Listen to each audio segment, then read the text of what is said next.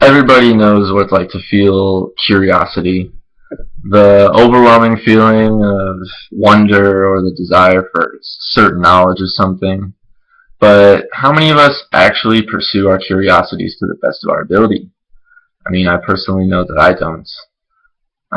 People say that curiosity killed the cat, which basically means that if you stay out of trouble, then trouble won't come to you. But I don't agree with this stance because I believe that curiosity is what makes the world go round. It encourages innovation and free thinking, and in this certain way, the world is better off because people discover new things. Edmond Halley is a person who pursued his curiosities to the best of his ability. Living in Britain in the 1600s, in the late 1600s, he kind of helped set the stage for the rest of the world after the scientific revolution. And today I'm going to talk to you about the accomplishments that he made throughout his lifetime, and then I'll talk to you about a certain friendship he had with someone named Isaac Newton, in case you've heard of him, and how that friendship benefited the world. And last I'll talk about what Halley is most remembered for in history. And I'm excited to talk to you about Halley because most people have never heard of him. But let's start off. He had many scientific accomplishments in his life, but the most that he had were in astronomy. A professor by the name of Chapman of the Royal Society of London in 1957 talks about how he was the first British scientific explorer. He traveled to Mount St. Helens in the southern hemisphere to make a map of the stars, and this may not seem like a big deal, but it created a very big advantage for the British Royal Navy to be able to go into the southern hemisphere and use the stars as a map, as a way to navigate. So this was so important that the king actually gave him, or forced Oxford to give him, a master's degree when he came back, according to Chapman. And according to another person who studied Halley named Robert Ball, in his book Great Astronomers, published this year, talks about how Halley attended Oxford when he was just 17.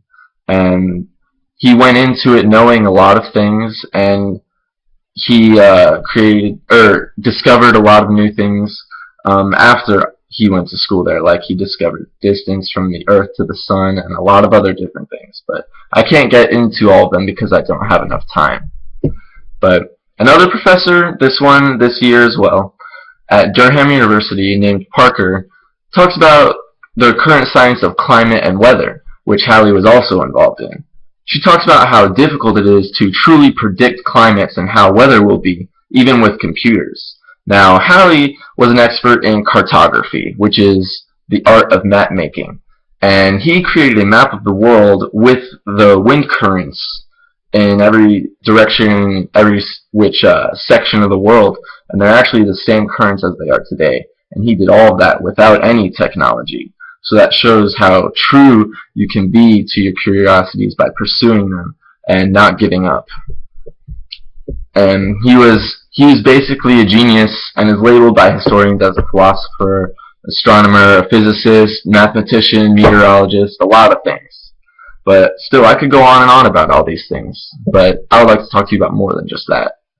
Now, according to Alan Cook, who has probably studied Halley more than anybody else, also published by the Royal Society of London in 1991 in his book called Edmond Halley and Newton's Principia, he talks about how Halley was great friends with Isaac Newton, and without Halley, Newton, we might not even know who he is, because Newton came out with a book in 1687 called Principia Mathematica, which is short for just Principia, but it has the laws of motion and gravity, a lot of calculus and things that the world had never even heard of or seen, published by Newton. And this kind of gave so much knowledge to the world that we could work with it, and we have for the past hundreds of years. Cook calls it, and I quote, the greatest contribution to natural knowledge in our history. And without Halley, that book might never exist, because he was the critic and the editor and the publisher, and he pushed Newton to create it. So without Halley, we might not never have that.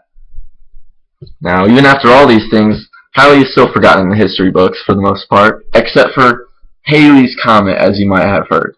It's actually called Halley's Comet. But it's a comet that it comes every 75 years. According to Professor Chapman, again from the Royal Society, talks about how Halley studied comets and all the documented comets in history without using Google, and found out that this certain comet comes every 75 years or so, and he predicted that it would come back on a certain day, in which it did. And it has been called Halley's or Halley's Comet ever since, and it's supposed to come back in 2061. But unless you've read the Scottish news, which you probably haven't, or any news in the UK, the Peterborough Today, a week and a half ago on October 22nd, reported that there was dust from Halley's Comet, or Halley's Comet, that actually created shooting stars, or it looked like shooting stars in the sky.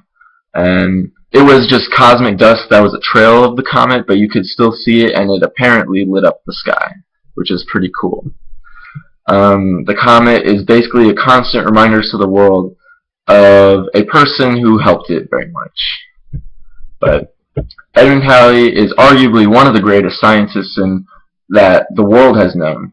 And many of us today think of scientific fact and forget that it used to be theory, and people used to have to pursue what the facts actually were, and we can take that for granted. Halley didn't take that for granted, and he pursued his curiosities to the best of his ability, and I believe that we should all do the same, because he did it and benefited the world, so if everybody did it, we could benefit the world too. Thank you.